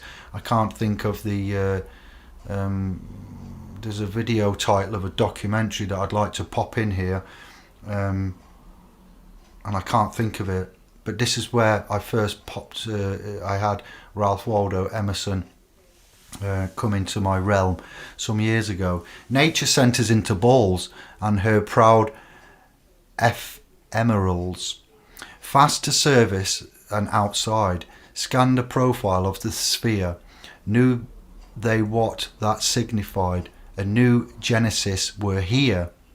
The eye is the first circle, the horizon which it forms is the second, and throughout nature this primary figure is repeated without end.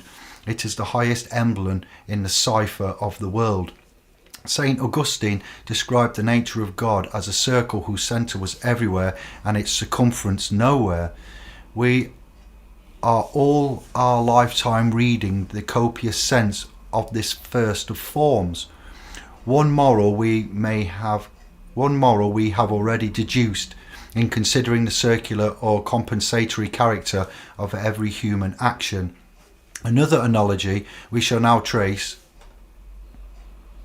that every action admits of being outdone. Our life is an apprenticeship to the truth, that around every circle another can be drawn, that there is no end in nature, but every end is a beginning, then that there is always another dawn risen on mid-noon, and under every deep a lower deep opens. Ralph Waldo Emerson, Essays, First Series, 1841. Circles note, nature centres into balls, note, and her proud ephemerals, fast to surface and outside, scanned the profile of the sphere, knew what they signified, a new genesis were here. Sorry my darling, hello. Don't leave the key in the door, because you can't get in. I shall now continue reading on. The I know is the first circle, the horizon which it forms is the second, and throughout nature this primary figure is repeated without end. It is the highest emblem in the cipher of the world. Saint Augustine, no, I've copied, I need to take this out, and you see this one's a repetition. Wait. The fact, as far as it symbolises the moral fact of the unattainable, the flying perfect note around which the hands of man can never meet, at once the inspirer and the condemner of every success, may conveniently serve us to connect many illustrations of human power in every department. There are no fixtures in nature. The universe is fluid and volatile. Performance is but a word of degrees. Our realm, plane, global, seen by God, is a transparent law, not a mass of facts. The Lord dissolves the fact and holds it fluid. Our culture is the predominance of an idea which draws after it this train of cities and institutions. Let us rise into another idea, they will disappear. The Greek sculpture is all melted away, as if it had been statues of ice, here and there a solitary figure or fragment remaining, as we see flecks and scraps of snow left in cold dells and mountain clefts in June and July. For the genius that created it creates now somewhat else. The Greek letters last a little longer, but are already passing under the same sentence and tumbling into the inevitable pit which the creation of new thought opens for all that is old. The new continents are built out of the ruins of an old planet. The new races fed out of the decomposition of the foregoing. New arts destroy the old. See the investment of capital in aqueducts made useless by hydraulics, fortifications by gunpowder, roads and canals by railways, sails by steam, steam by electricity. One man's justice is another's injustice. One man's beauty is another's ugliness. One man's wisdom, another's folly. As one beholds the same objects from a higher point, one man thinks justice consists in paying debts and has no measure in his abhorrence of another who is very remiss in this duty, and makes the creditor wait tediously. But that second man has his own way of looking at things, asks himself, which debt must I pay first, to the debt to the rich or the debt to the poor? The debt of money or the debt of thought to mankind, of genius to nature? For you, O broker, there is no other principle but arithmetic. For me, commerce is of trivial import. Love, faith, truth of character, the aspiration of man, these are sacred, nor can I detach one duty, like you, from all other duties, and concentrate my forces mechanically on the payment of monies. Let me live onward. You shall find that, though slower, the progress of my character will liquidate all these debts without injustice to higher claims. If man should dedicate himself to the payment of notes, would not this be injustice? Does he owe no debt but money? And are all claims on him to be postponed to a landlord or bankers? There is no virtue which is final, all are initial. The virtues of society are vices of the saint. The terror of reform is the discovery that we must cast away our virtues, or what we have always esteemed such, into the same pit that has consumed our grosser vices. Forgive his crimes, forgive his virtues too. Those smaller faults half convert to the right. A new statement is always hated by the old, and to those dwelling in the old comes like an abyss of skepticism. Remember, for a contract or any agreement that comes under English law to be formed lawfully or legally, there are 8 essential elements to them. There must be the following: an offer, acceptance, sufficient consideration, capacity to contract, intention to enter into legal relations, legality of purpose, genuine consent, and certainty of terms. Otherwise, we conclude tort of battery, unfair contracts. Natural persons, juridical persons, and legal personhood. The study of commercial law can be divided into 4 basic categories: individuals, natural persons, objects of commerce, legal instruments, and administrative and legal procedures. Business relations between individuals and business entities require significant legal documentation, including a typical or non-standard business contract. A central feature of all business transactions is the legal entity used by organizations worldwide to conduct business. In order for many businesses to carry out routine activities, they must have many of the same legal rights and responsibilities as natural persons. In a word, these entities require legal personhood, which leads us to the question of legitimation. The most widely used legal instruments are non-standardized business contracts. In essence, this is the delineation of contracting parties as entities with well-defined rights and obligations. This authority depends in turn on the legitimacy of the personhood of the contracting parties, which is often a point of dispute in business relations.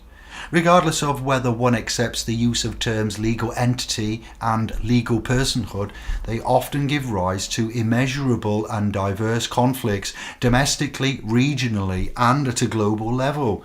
This has led to efforts to improve the rules of the International Chamber of Commerce and improve legal models that provide guidance to diverse nations. or to speak. We have reviewed the works of different authors, in concluding with the personal insights of Olivia Arcelia Quintana. Carlos Santana. Introduction. Legal scholars have divided the study of commercial law into 4 broad areas. Persons. Yeah, I've done that. Oh no, it's not a repeat. Into 4 persons, both natural persons and juridical, business entities, legal instruments that facilitate relations between the first 2 groups, and D, administrative and legal procedure. In business, a significant array of legal instruments are used to validate, clarify and enforce transactions.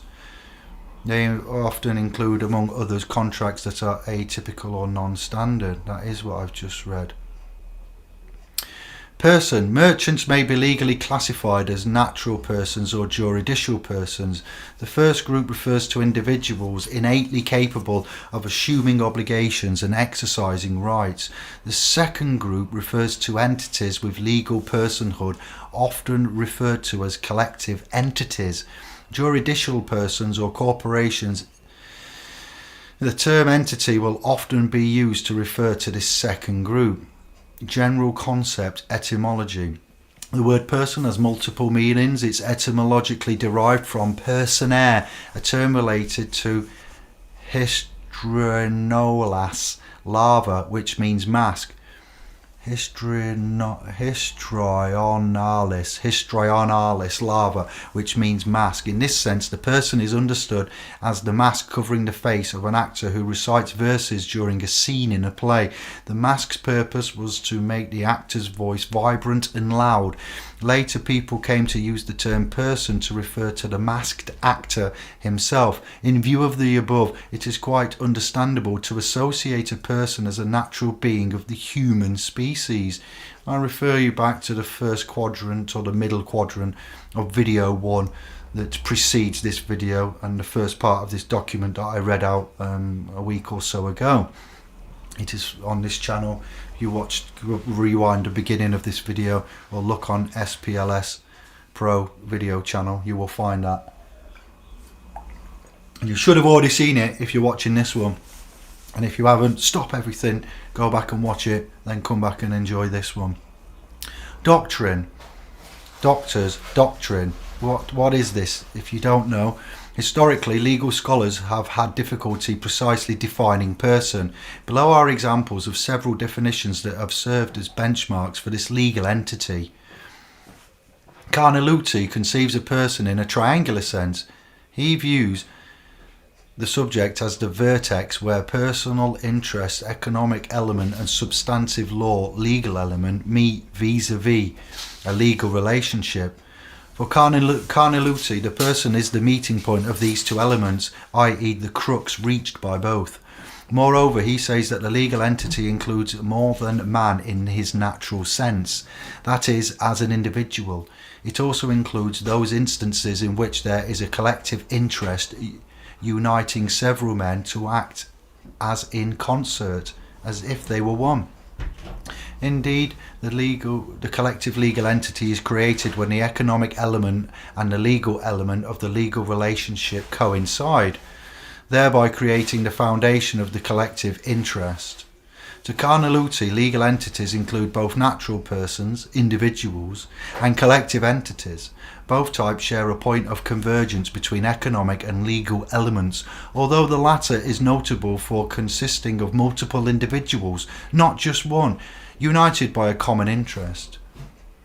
Boniface has defined the right of legal personhood as a set of rules and institutions that apply to the person, either as individuated, differentiated from others, and in its actions. For Boniface, legal personhood can be divided into 3 parts. The existence and individuation of persons, that is, like it. The elements that distinguish an individual and determine his or her legal status. Differentiating elements include name, physiological features, and place of domicile. Wait there. That's what I want. You will now hear my queen getting her scran ready. She's come in from the day's play and will be exceptionally hungry, as is everybody. You will hear the guinea pig terrorising the family when she realises someone's in the kitchen. She lets us all know about it. Like that one, maybe that one. Let's go for a bit of black. Black background's good. The legal capacity of individuals, natural persons and their differences. On the one hand, this is based on the legal capacity of natural persons defined by the organisation's bylaws. On the other hand, it includes the study of entities meant to make up for the shortcomings of natural persons. The existence, individuation and capacity of legal entities or juridical persons, which is the focus of this paper. Savigny is the strongest proponent of the traditional theory, better known as the fiction theory. Savigny sees the legal entity as an artificially created being that is capable of owning property but lacks free will. He regarded corporations as exclusive creations of law, having no existence apart from their individual members who form the corporate group and whose acts are attributed to the corporate entity. So when I say you've written to a person and that person is a soulless entity, a soulless corporate entity, our persons are, which is why the Freeman, common law, practical lawful descent, Magna Carta have focused on dead and dead person, when in fact it's better terminology to use, such as what I have given you just now. This led Savigny to the conclusion that a person is the entity capable of exercising obligations and rights, because legal entities are a legal fiction and lack free will. They cannot be a subject of law. According to this line of thought, an ordinary human being is a person only when he or she has the free will to acquire rights and obligations and becomes a subject of law. A royal subject, subjects of the Queen, subject access request. Hans Kelsen mentions that based on the fiction theory, a subject of law is that which is the object of a legal obligation or subjective right. The latter term is understood as the legal authority to demand the performance of an obligation, though it is not a thing but rather a form of being. For Kelsen, natural persons and juridical persons are defined by rights and obligations, which when taken together are metaphorically expressed through the concept of person. Kelsen denied any difference between the legal personhood of companies and that of natural persons. Natural persons, I just hate saying that. Personhood in the legal sense is only a technical personification of a complex of norms, rights and duties. Garcia Mayonnaise defines a person as any entity capable of having powers and duties. He mentions that legal entities are divided into natural persons and juridical persons. The first group refers to individuals with rights and obligations, while the second focuses on associations endowed with legal personhood, such as unions or corporations. Mayonnaise prefers to differentiate between the two groups by using the terms individual legal entity and collective legal entity. In a moral or ethical sense, a person is endowed with free will and reason that enables it to freely plan goals and find means of bringing them about. Mayonnaise says that from an ethical perspective and based on the ideas of German philosopher Nikolai Hartmann, a person is capable of making moral judgments, although he makes clear that these judgments do not necessarily determine its conduct. As such, free will is a critical element of legal personhood. It's really paining me to bring this to you, but I got to show you the research, what I've found, and obviously God created man, man created government, and it was government that created persons. These falsehoods of the personhood in the neighbourhood, of which I really don't want to carry on with, but I will go and skip through these bits here. There's a lot of them. Alright, I'm going to skip page 68 onwards, and we're going to go through to the next relevant part. I think we could look at finishing this video, even though my queen has come home and Princess Yanka will be home in 30 minutes. You can get hold of this document and look at this as you see fit. Alright, and I hope you enjoy it. Elements of jurisprudence.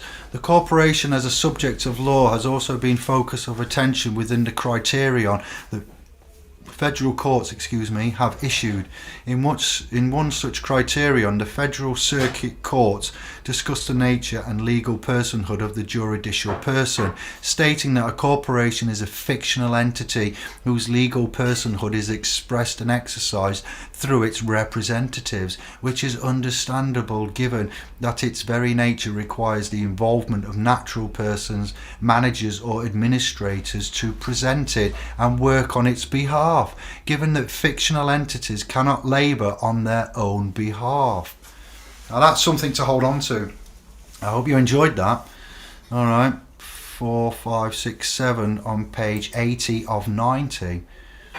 In analysing these criteria, other elements of legal entities include the powers and subjective rights of the legal entity, the free will of the entity or social will, obligations of the entity, and then for some reason, it depends where I've got this from, at what point, but based on Mexican jurisprudence, the concept of juridical person includes the following elements: existence of a legally recognised entity, free will of that entity set forth in its articles of incorporation and manifest through its agents, rights and obligations accruing to the business entity, legal identity independent from that of its shareholders and subject to law in its own rights. We have Santos mentioning previously hombre, man, and nombre, meaning name. As we go through Mexican, I can't think where that reference has come from. I haven't got a citation in this document. I will continue on. 81 of 90. We're approaching the end of this epic document and part 2 of this proofreading. A legal entity is a legal construct created by the combination of 5 elements: an entity or subject of law, free will, subjective rights, obligations, and legal personhood. As a practical matter, the juridical person distinguishes itself through the recognition of its legal personhood, which allows it to acquire certain rights and be subject to certain obligations. As such, the actions of a legal entity demonstrate its will. In addition to identifying the holder of rights and obligations, legal personhood helps ensure that actions realised by the business entity have legal effects. The factual situation that gives an identity to the juridical person and the relevant legal regime's recognition of it are what gives the juridical person its legal personhood, which is a factor that distinguishes it from other subjects that also possess free will and are capable of exercising rights and fulfilling obligations. Having set forth arguments in support of this thesis, we can state that the focus of this study does not form part of the physical person. Therefore, it can be applied to juridical persons, which are fictional entities in the real world, but very real ones in the world of law. Indeed, legal entities have 5 elements. They must have the ability to possess rights. Second, they must have free will pursuant to that set forth in its articles of incorporation. The third and fourth elements, which are related to its subjective rights and obligations, exist within a corporation because it has will. However, there are cases in which express authority is necessary to create rights and obligations, due to the conduct and circumstances that establish authority without the volitional aspect. Based on the ideas above, we can confirm that legal personhood is a creation of law, whose role is to identify the subjects of certain... Oh, it's gone. Excuse me. Eggy Shigedra, as they say in Magyar. subjects of certain rights and obligations, and grant legitimacy to actions realised pursuant to those rights and obligations.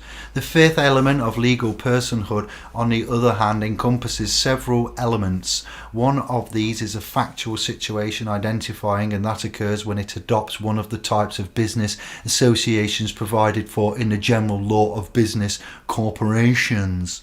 In addition, upon recognising these types of business associations, we find another aspect of legal personhood, namely the law's recognition of the legal entity's separate identity. In sum, we can conclude that a legal entity can be defined as follows. A juridical person is an abstract subject created under law and having free will, rights, obligations and legal personhood, which give it a separate identity within legal relationships and make it a generator of economic, financial and commercial obligations. Personhood is the individualization of the legal entity through a factual situation in which it finds itself overseen by a legal rule that allows one to distinguish it from other entities in the business law relationship within the area of law in which the matter unfolds. She is also a commercial law professor in the postgraduate studies division at the Faculty of Law and financial law professor in the accounting and administration faculty at UNAM, lecturer, regular researcher by competitive examination in commercial law at the Instituto de Investigaciones Judiciaries, UNAM, member of the National Research System at the National Council of Science and Technology, Mexico. The term collective legal entity is used by Francisco Carneluti and has been the subject of studies in various areas of law. See Francisco Carneluti, General Theory of Law 153, Private Law Publisher, 1955. Interjection with persons and types of persons and natural person, legal person, ecclesiastical deed poll, true person, corporate person, juridical person, public person. Too many persons to go through to purport. How madness was that? I'm going to let that just ride out there and see what's on the end. You can see the document, page 80 out of 90. We move on to core rules of the game. There's a document that I've written that I want you to consider. I'm going to put the link into here. Maxims, axioms and precepts. Is also another document that will be linked into this document. These are previous documents that I've authored and written and presented that I want to give you links on to have a look at. The Proclamation of Sovereignty, Part 1 and Part 2, that we have written and given away for free via our literature library, our resource vault on splspro.com. We've put them in our public Facebook group and we've put them in both our Telegram groups. There's a video called Wake Up England 2017 Must See Crown Court Rules Template that I'd like you to consider, that's on my other channel that's currently been sanctioned for speaking truth regarding vaccine damage bill and yellow pass scheme for COVID and etc. And a quick recap of the places where you may want to come to find us. I will screen share and show you again where I am to be found, and our admins and our family, public and private domains. Alright, let's do this and then we're finished. Happy days. Thank you for your viewership, thank you for joining, thank you for your comments. If you're not with me live now, which not many of you are, because not a lot of my scribes from Indi Glow have come across to this backup channel, and I presume on this Wednesday 20 to 4 that people are out and about. Share screen, let's go to web browser. Alright, so you go to our homepage splspro.com and you would click the button become a supporter there.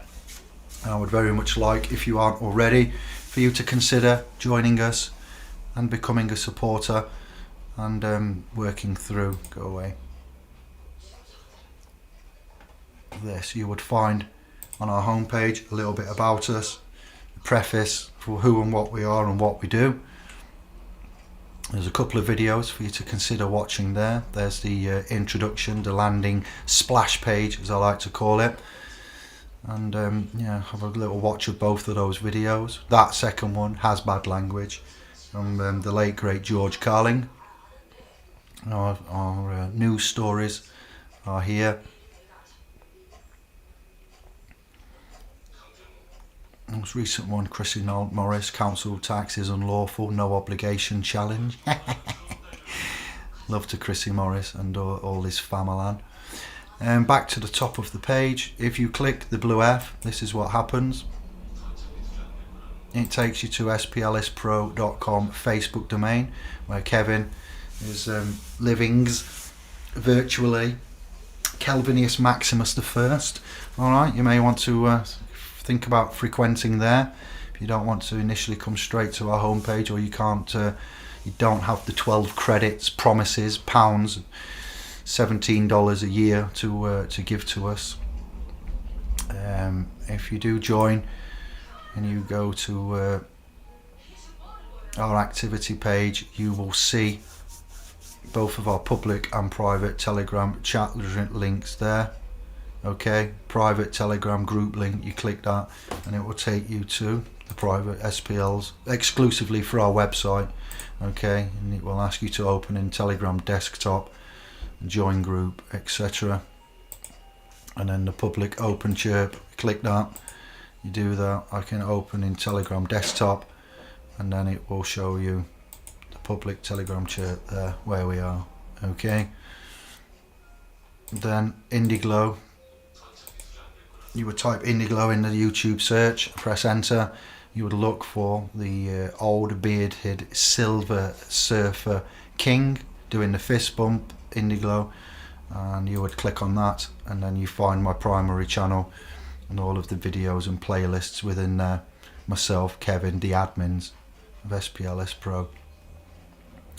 Okay, yeah, so and we are on splspro, on which you already are here, tube, for those that are watching on my Indi Glow that haven't followed across and that are missing out on these live streams when Indi is facing, the account there is under sanctions and facing being a very naughty boy. Then you can find me here, and that's where you will type in what you're looking for, the lion, the document cover from our Proclamation of Sovereignty, part 5 silver edition, I believe. Alrighty then, so we shall say goodbye, hasta la vista, arrivederci, farewell. Oh, it didn't share, wait there, oh, I've got to do that all again. Oh my days. If that's the only technical issue I get today, then that's not bad. Alright, so we're here, SPLS Pro. Oh my days. Indi Glow is there. Silver King, fist bump, check that. Bosch channel. I'll go to the home page. Luckily we're fast. Splash landing page, please read that. Become a supporter button. Click that and decide if it's for you. Watch both of those videos, have a little laugh. Number 2, bad language. Some of our recent posts regarding what we've considered as an independent alternative media news source, journalists, historians, journalists, researchers, is what we all are in our unofficial capacity. Alright, and then some of our merchandise available for donations, some of our documents and publications and bundles, and I will add to that and update that with the documents that you've seen and heard of recently. And then back to the top, if you join us, here's where our telegrams is. You would just click that button there, and then on the activity feed it gives you the private Telegram group link, public open chirp link, simple as a click, and then open in Telegram desktop, or if you're on a mobile, it'll open in a mobile app. Okay, yeah. And then to the Facebook, it's as simple as the blue F. You click that, and that will take you to public splspro.com Facebook trust. I thank you very much, and we will be meeting again soon. Okay, and I hope you enjoyed that. I hope it was a laugh. I hope it was enlightening. I hope you enjoyed it as much as I did. How long have I been live? I don't know, but it feels like a long time. 2 hours ago, 4.5 hours to read 90 odd pages thereabouts. Fantastic, bumshanker. Let's stop sharing. Alright then, I'm going to say arrivederci, hasta mañana, until tomorrow. Auf Wiedersehen, cheerio, much love. Oh, me bones, bosh. I bow to the spirit within you.